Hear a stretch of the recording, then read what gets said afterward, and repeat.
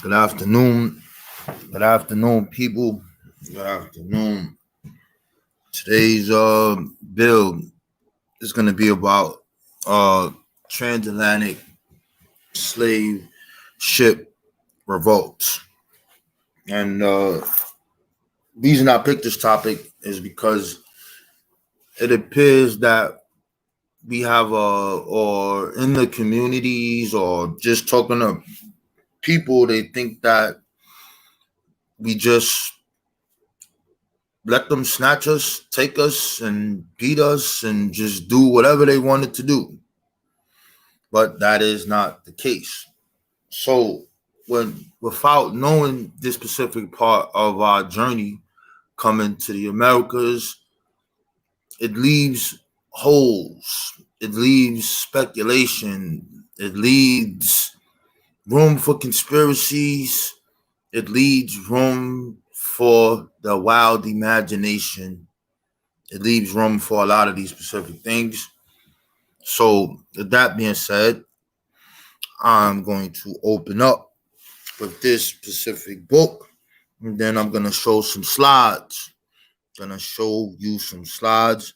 So, I will say peace to everyone who is here. Thanks for everyone who joined. Peace, Charles. Peace, D. Sorrento. Duality World. Get That Work TV. Peace to everybody in the building.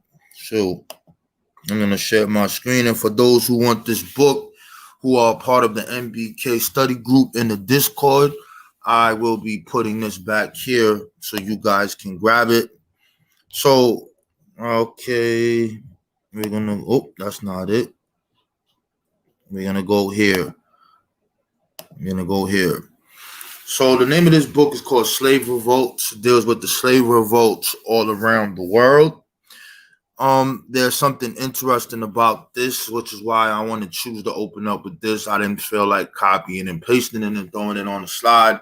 I think it's relevant and it's very good to read for the people so that they can see it. Now, you have something called primary documents. What is a primary document? A lot of people have an issue with what primaries are and primary documents are. One primary document is something that you would call the newspaper. Newspapers are primary documents. Why? Because it encapsulates the specific area and time of events, places, people, and things. So those are considered primaries. Another part of a primary would be an actual manuscript that is belongs to a specific individual and is manifested for the people to see it. What would that be? They could be actual letters written by a person in their handwriting, etc. So I go through this to say this, right? It says few reports of shipboard rebellions date from before 1700. Most of the 500 rebellions, I'm going to stop there. There are 500 rebellions on slave ships that are recorded, and we are going to go through some of them today. We will go through some of them today that are leaving the coast of West Africa with the primary documentation to prove it. Most of the 500 rebellions identified in the Atlantic trade come from the last half of the 18th century, especially during the years of peak traffic between 1751 and 1775. 3 out of 4 of these rebellions occurred during the loading process. So before they put you on this boat or tried to capture you, or the internal slave trade that was going on within Africa that was happening, the people revolted. A process that generally took twice as long as the actual voyage and gave captives a longer time frame in which to rebel. Because there were fewer witnesses to revolts at sea during what was called the Middle Passage in American coastal waters, records for revolts there are scarce. Data on shipboard revolts suggests that rebellion occurred more frequently on ships with a larger than normal percentage of female slaves aboard. While the vast majority of slaves taken across the Atlantic were men and men led the revolts and suffered high casualties, women seem to have played an essential supporting role. It is necessary that we know about the role the woman played in our revolution. It is necessary in knowing where was the women when these things were taking place.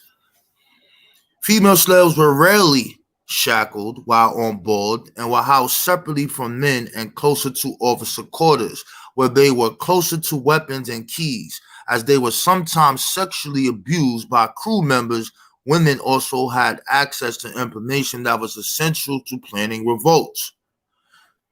Rebelling slaves succeeded in taking control of a ship at least temporary in 32 known cases.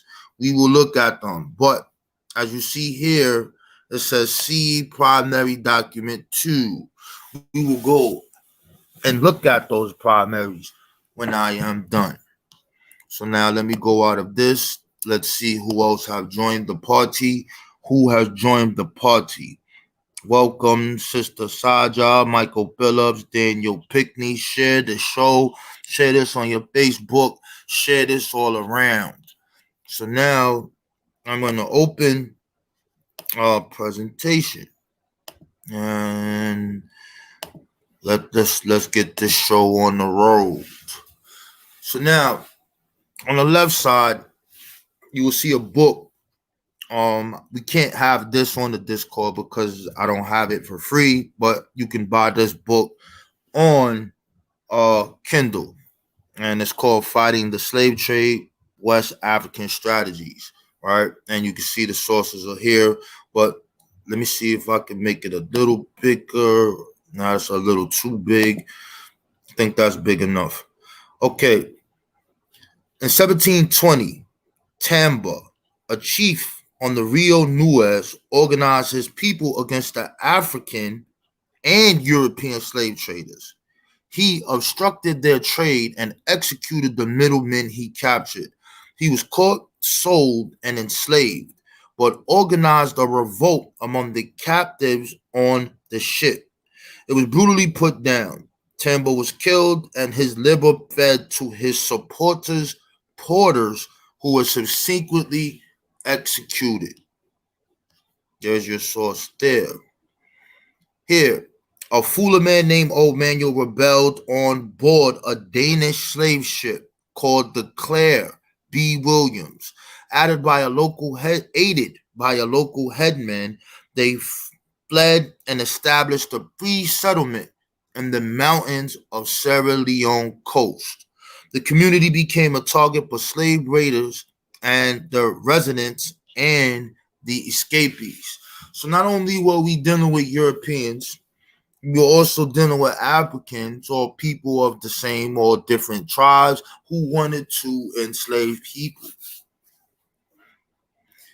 In 1730, captives on the American ship, the Little George, escaped and reached the shore at Sierra Leone and received port from the local population and apparently regained their freedom.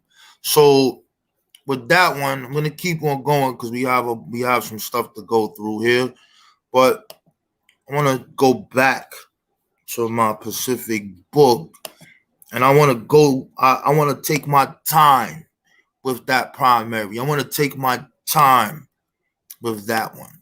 So we want to talk about the ship called the Little George. So open up your Google tabs, pop in Little George, and let's get it to rocking. So this primary document is on page 144, as I remember. And let's get down to the get down. We're going to take our time with that one. Let me see if I can scroll a little faster here. We're going to take our time with that one. 1 second, we almost there. Okay, getting closer. Yeah, getting closer. Just at 144.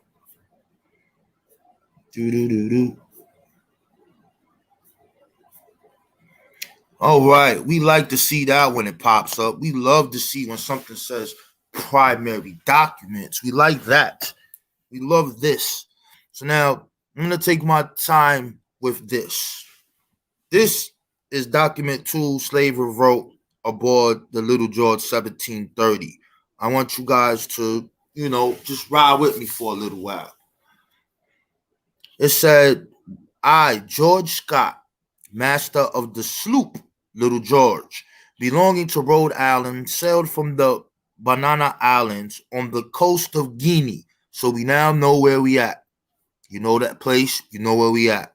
The first day of June 1730, having on board 96 slaves, 35 of which were men. On the 6th of said month, at half an hour past 4 of the clock in the morning, being about 100 leagues distant from the land, the men slaves got off their irons and making way through the bulkhead of the deck, killed the watch, consisting of John Harris, Dr. Jonathan Evans, Cooper, and Thomas Ham Sailor. So the slaves killed these people, who were all asleep. I, being then in my cabin and hearing a noise upon deck, took my pistol directly and fired up the scuttle hatchway in the deck, which made all the slaves that were loose run forward except 1 or 2 men, who kept us confined in the cabin, and passing by the companion to view us, we shot 2 men slaves. On so sudden a surprise, we were at a loss what to do. But consulting together, we filled 2 round bottles with powder, put fuses to them in order to send them among the slaves with a design at the same instant of time to issue out upon them and either suppress them or lose our lives. But just as we were putting our design in execution, one of the slaves left fell an axe, either through accident or design, which broke the bottle at Thomas Dickinson, who, setting fire to the fuse, taking fire with a keg of powder into the cabin, raised up the deck, blew open the cabin doors and windows, discharged all our firearms but one, destroyed our clothes, and burnt the man that had the bottle in his hand in a most miserable manner, and myself with the rest very much hurt thereby. Upon this unhappy accident, we expected no less than immediate death, which would have been unavoidable had they at the junction of the time rushed in upon us. And being in this concentration and hopeless, we sent up the boy in order to bring them to terms, but they slighted our message, and soon after we found the other bottle of powder which we province had not taken fire. So this is the guy basically writing about basically what took place. But I'm going to take my time reading this when we get to this point here. It's going to say, hold on, let me get to this part because this is the part that I like here. It says, finding ourselves growing very weak through these hardships and for want of sustenance, we thought it proper before our strength was quite spent to take some desperate course. I proposed to cut away the ceiling and bronze some holes through the vessel's bottom, which left in about 3 feet of water. I then called to the slaves and told them I would drown them all, which frightened them exceedingly. They then sent the boy to the cabin door to tell us that they had but just made the land, and that when they got a little nearer the shore, they would take the boat and leave them with the young slaves. I told them if they would do that, I would not sink the ship. My design of letting the water in was to force the vessel on her side, that we might get some advantage. They stood in front on land about 12 o'clock at night and struck upon the sand of the Sierra Leone River and were in great danger of being lost. The vessel beat over the bar and then ran ashore about 3 leagues up the river on the north side. This being then high water, and by 7 o'clock the next morning, there was not above a foot of water along the sand. The natives waited from the shore with firearms, would have tried to overcome us, but were persuaded from it by the slaves on board, who told them we would shoot them if they appeared in our sight. They persuaded the grown slaves to go ashore and drove the young ones overboard, and then followed them, making the vessel shake at their departure. Our boy assuring us the slaves had all left the vessel, we immediately went up with our arms and saw the slaves just ashore. So, the Little George, here's your primary here. This is where you can find that, and we have that. These Africans took over the boat, killed the people while they was asleep, and this is the testimony of the person who was left alive on the boat. Let's see what's going on in the chat. How you guys doing? Okay, now we're going back into the presentation. We're going back in. Let's go back here, and we're back here. Oops, wrong one. Didn't mean to do that.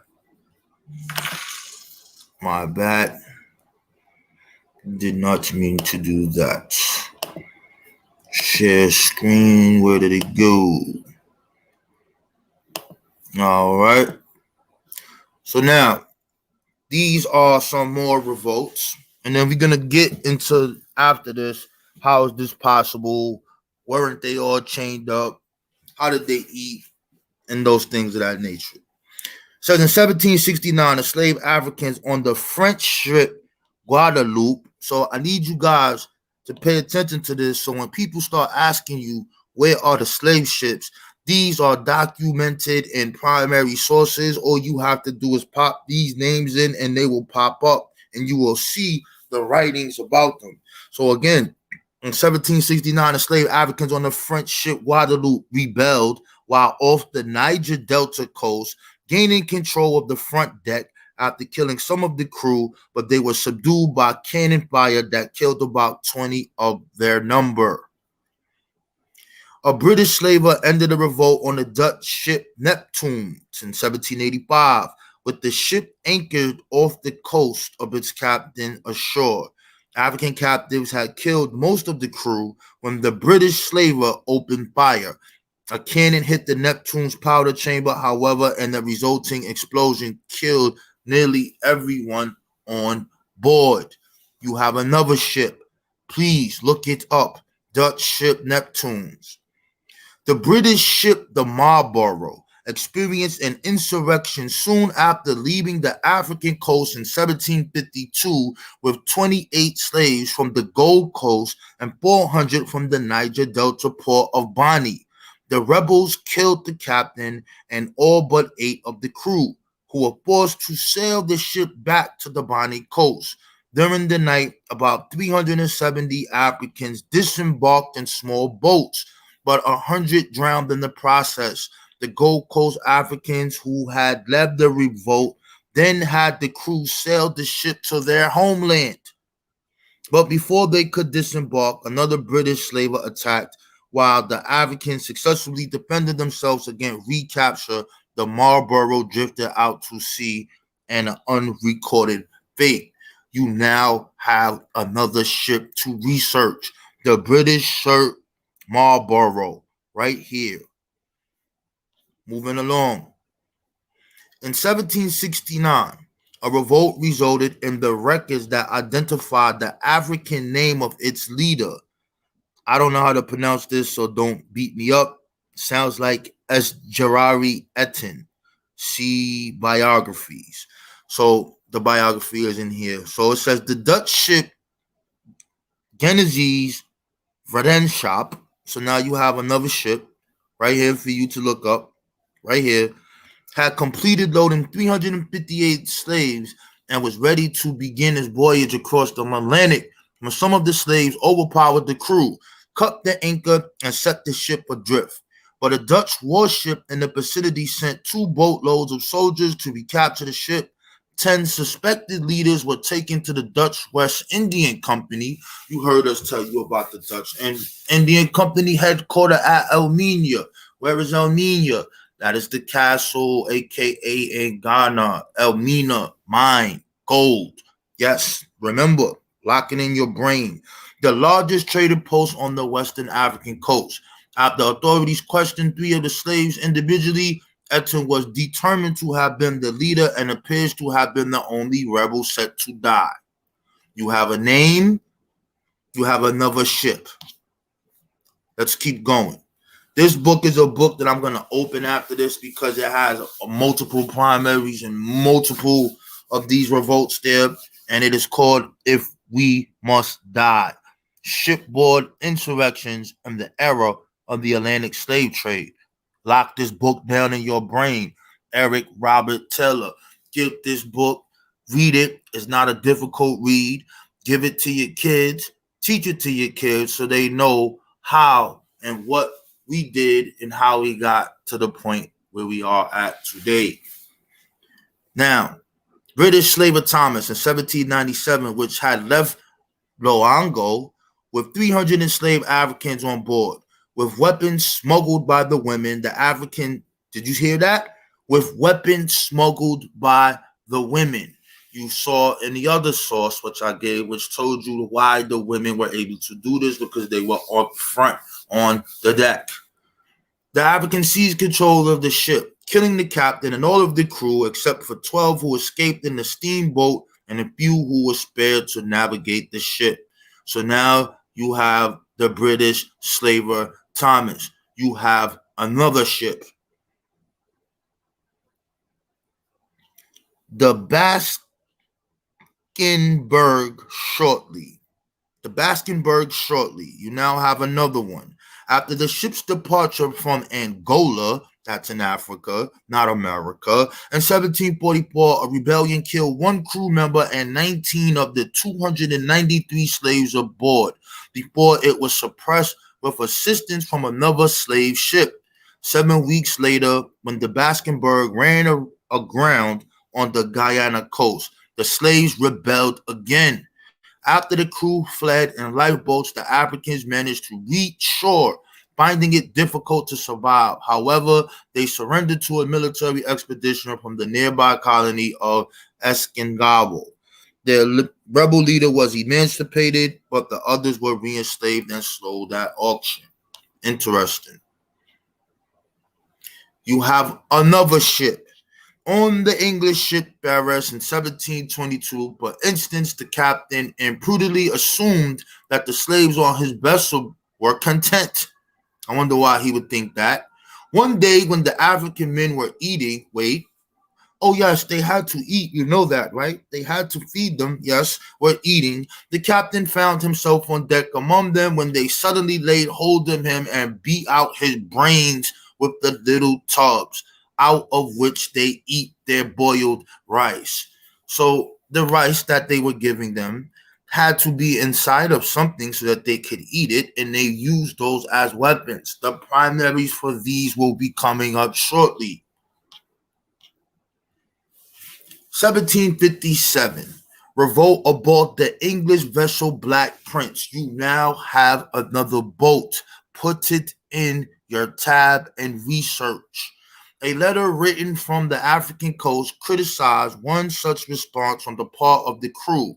The authors wrote to the vessel's owners that there were others of ye crew on board at that time, but instead of doing their duty and acting like men, basically deserted their trust and run upon the tops, where they were implicitly spectators of the whole action. So, multiple times these Europeans were scared to death when they brought these people on these boats, and sometimes they had to jump ship and just be like, "Yo, y'all can take it." But you don't hear about this. Okay, this is something different because this goes into a different presentation.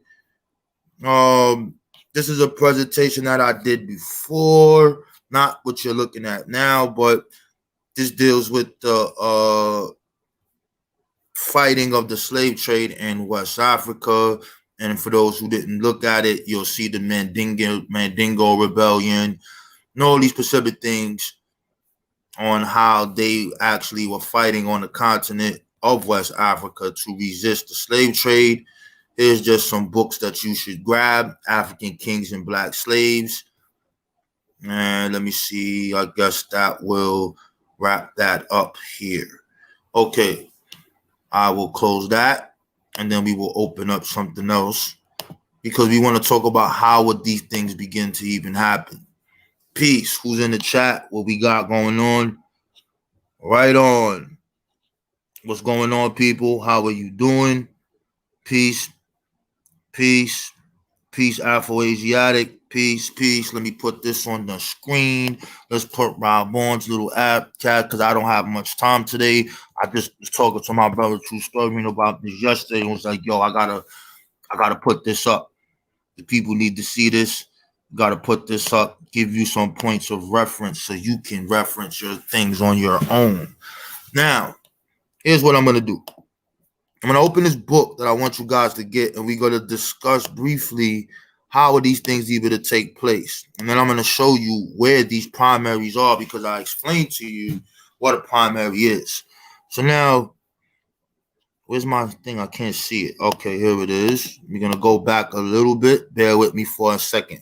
So this book is very good, and I'm going to show you something here. So you see how it says weapons used by slaves and numbers of times mentioned. So I'm going to click this, and then I'm going to be going back and forth. Can I blow this up? No, for whatever reason, I can't. That sucks. Let me see. Let me go back. So how can I make this bigger? I have to figure out how I work Kindle on this thing. I don't know how to make it bigger. But anyway, weaponry with small arms, swords, clusters, sabers, knives, ship guns, lances, pikes, razors. Total 60. Axes, hammers, carpenter tools, cooking utensils, files, hatchets, buckets, copper tools, hand spikes, scissors, shovels, sledgehammers, total 26. Pieces of wood, bars, pieces of iron, shackles, chains, food bowls, all right, oars, boiling water. So it says small arms include blunderbusses, guns, muskets, pistols, rifles, ammunition, gunpowder, and items referred to simply as arms. So these things are what are recorded in these revolts and what they utilized and what they use to do what it do, to let it do what it do. So now you see here in this book, which is why I need you guys to grab this book, it is an appendix, the chronology of shipboard revolts. But we're going to get to that. So here, I'm going to go to this, right? This deals with conditions favorable for revolts. And then you have precautions against revolts. So I'll go into precautions first. Select the precautions. Oh, it's not going? Not going to let me press it in there? Okay, precaution against revolts. So here it says in May of 1704, you now have another ship. The English slaver Postilion made its way down the Gambia River collecting slaves for who? The Royal African Company. You now have another ship to research. When the vessel arrived at the draw, the ship's captain, John Chauzard, purchased 100 slaves and was given a drum. True story, and told you about dancing the slaves, right? And a ban asu. This is symbolic to what you would call your. Let's look at it. I think it shows me. Oh, it doesn't show me the picture of it. Damn. I thought I had it up here. But I'm trying to run through this real quick. But this is symbolic to what you call the banjo. And it says Franchimore refers to what is presumably the same instrument as Balucio. Seymour travels into the island. May be a corruption of bandaroo, a stringed instrument of African origin that is the forerunner of the banjo. There you have Africanisms in America. Here. Let's go back. Let's go back. Come on. Take me back. Take me back. Why I can't go back? Why you banging on me, son? Come on. See, when I use my Kindle on the phone, it's more easy for me to maneuver. Okay. So now you have that, right? So now it says the royal representatives, the Bantu, by the Royal African Company, local representatives, was Captain Tarzo was instructed to give the Africans during their journey down the river. Although he protested, arguing that such a move was unsafe while the ship was still in the river. The factor was resolute and ordered that the slaves be given the musical instruments in order to pacify them. The representatives believed that distributing authentic local African musical instruments among the slaves might help put them at ease and encourage them to entertain themselves. The captain reluctantly obliged and set a sail toward James Island, a fort at the mouth of the river.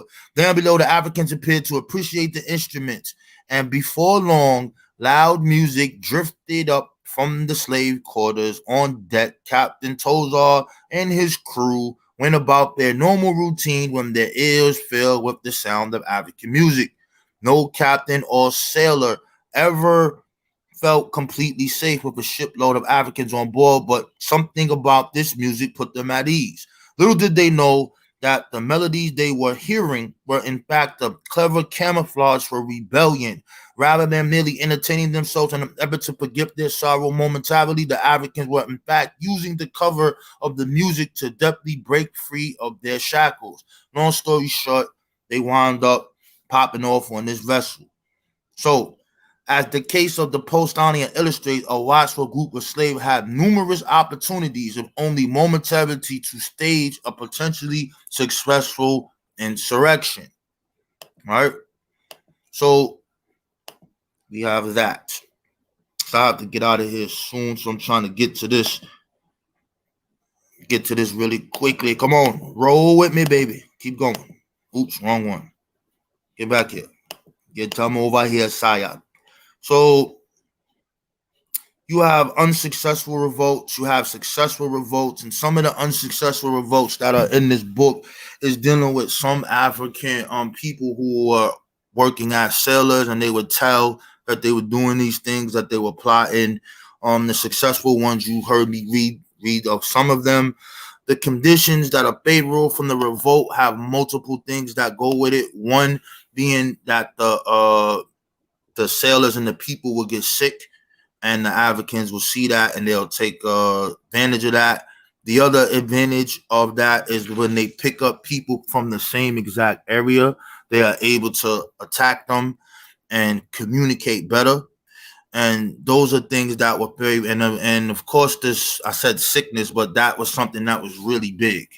And then you had the women. The women were the one who was telling the black man to get it popping. They was there from the beginning. Even though they was going through what they was going through, they was able to communicate and make sure we knew what it to do, what it do. But let me get here. We're gonna go here, and I have to be very specific with this, because this is where why you need these books, why you need this, because I could go through all the newspapers. That's gonna take too long, because this guy here has the chronology of ship slave revolts from 1509 to 1865, and he has the primaries all here.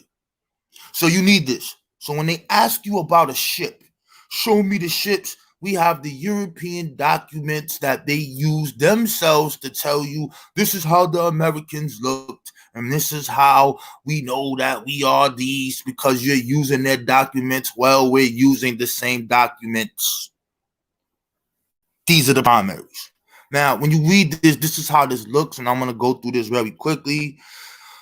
Available information on identified shipboard slave rebellions is presented in the appendix in the following sequence: date, vessel, place of origin, ship's captains, location of rebellion, casualties, outcome, sources.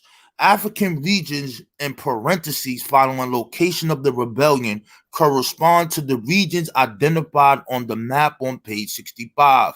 I'm going to go back to that. I need to show that.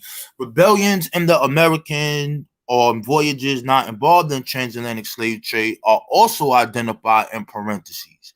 Rebellions in which slaves took control of a ship, however briefly, are designated successful regardless of casualties. Some rebellions in which slaves gained their freedom do not meet the criteria.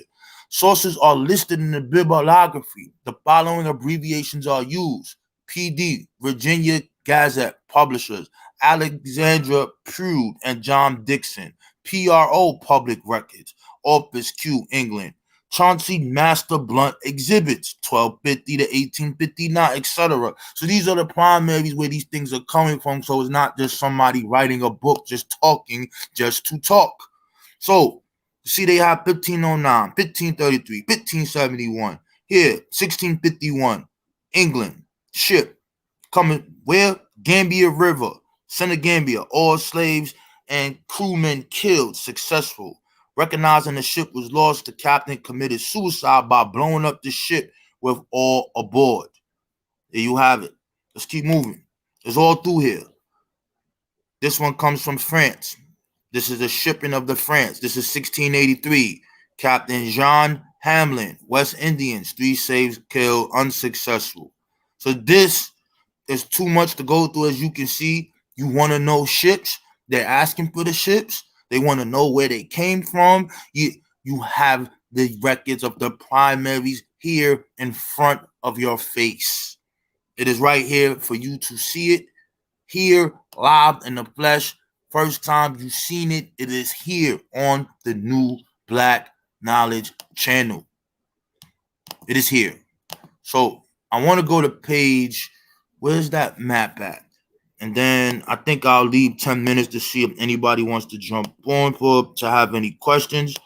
And because of course I know Danny would like to go ham on this because he just likes to go ham. Where is it? Stab, nope. Insurrection, border slip, revolts. Weapons, percentage of revolts known at time of slave this resulting. Where is that map at, man? Revolt. New wave, conclusion, appendix, notes. Man. Shipboard revolts on the app. Okay, here it is. Damn, I can't blow this up neither, yo. Damn, man. I want to blow it up.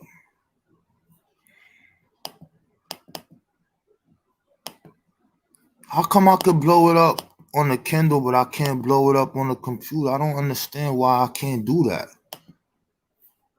Why can't I make this bigger? Damn. Anyway, this map shows you the percentage and the regions of the revolts. So you see it'll have 8% coming from the Congo River here, 15% in the Bight of Bafara, 17% from the Bight of Benin, 16% on the Gold Coast, 5% on the Windward Coast, 14% in Sierra Leone, and Senegambia, 20%. So even though these are numbers on this map, all of the primaries are in this book, and you are now seeing where these ships embarked from. Right here, live in the flesh for you to see it. Let me come out. How y'all doing? We got 73 in the billion. And I'm going to put this in here. Hopefully my brothers, somebody come on to add on. I probably got 10 more minutes. But let's put this in here. What's going on in the chat? I don't know. I see my brother get their work. CK, you must have multiple external hard drivers. Salute Phillips. That's what they said. I should have known. Prime, don't know what y'all talking about. Nope, you got to keep talking. Nope, I got to bounce. I got something I got to do. Yes, Elizabeth Donan. Elizabeth Donovan documents illustrated of slave trade tells you about all the slavers and nations and shareholders who enriched themselves. Absolutely. Absolutely. So, do anybody have any questions that I can answer about this slave revolts? Because we have over 500 of them documented coming from Africa with the names of the ships, with where you can find the primaries. You ain't heard that before. This is your first time probably hearing that, because it is actually a good question. Because you're just like, okay, yeah, the slaves came, all right, fine. Well, what was life like on the boat? Were they even chained up all the time? You will find out, no, they were not. You will find out that they ate, they had breakfast, they walked around and all of that on the boat. They walked around on the goddamn boat. So when you see them pictures of, oh, they was shackled up and chained down, that's another story. That Thomas Clarkson picture is an exaggeration anyway. But, you know, that's another story. Any questions about what you heard? Wonder how he blew the ship up. Well, guess they had they had gunpowder. They had powder on a lot of them boats. How can I join the Discord? I don't have the link here. Maybe CK has it. Maybe she has it. We got 75 in the building. It should be 200 in here to get this information that you're not gonna hear on YouTube. On the YouTube COINTELPRO streets, you are gonna hear that this is fake. There's no ships. You have none. Give me a ship. Give me a ship. I just showed you where you can find 500 with the European, actually telling you how they was getting their ass kicked. No questions? Oh, Tanaka, welcome. You just missed the show. You're gonna have to go back and rewind this. I'm gonna give you a brief synopsis of what took place here today. What took place today is we saw that we have 500 documented slave revolts on ships, and these ships are coming from Africa. So I made sure I picked the ones that came out of Africa, and I gave the primary sources for the people could look at them so they can see exactly what took place, how you can get this, how you can get the resources and all these things, put it all there for the people to grab. Well, welcome. See, nobody in my chat gonna wow on y'all like y'all wow on me, but you came through to show some love. That's what's up. Peace. Who's that? Nasa, peace. Cujo, peace. Everybody, peace, peace, peace to the fam, peace to the band, peace to everybody in the building. I'm glad y'all had time to pop up. Oh, I didn't see these people with the donations. Peace, Big Rob. That's good respect. Gotta shout out the people before I get out of here. Who's this? Kilowatt, the God body. Thanks for keeping the ice cold, fellas, no doubt. D. Savento, thanks for support. Yup, this was thorough, straight to the point. Michael Phillips, peace. Thank you for the donation. True Storian, $2 per new slave ship heard. Yo, you did. Yo, that's true, son. Yo, you didn't find out about some slave ships and the revolts. But what is very interesting is the role of the black woman. You don't hear about the black woman in these revolts. The black woman is on the shit, popping it off, making sure that we able to let it do what it do, showing that you can't. You gotta have her by the side, son. Those were ride or dies on that boat, bro. On those boats, that was crazy what they did. Y'all heard it. You saw it. I mean, so you're not gonna answer my question. What's your question, brother? I don't see no questions from you. What do you have, Chris? What are you asking? What do you want? Answer my questions, Alan. What is your questions? What do you want? All of us didn't come over. Y'all get the hell out of here, son. I ain't going through that. You crazy as hell. All right. Peace to everybody. Thanks for the 75 in the building. Thanks for the support. Maybe True Story and we'll be on later. But this bill was specifically about the slave revolts on the ships, showing the black woman and the black man unification for our freedom. Do not let people try to beat you in the head. Always ask where the information came from. Never take anything on face value. Stay up, stay positive, do what you need to do.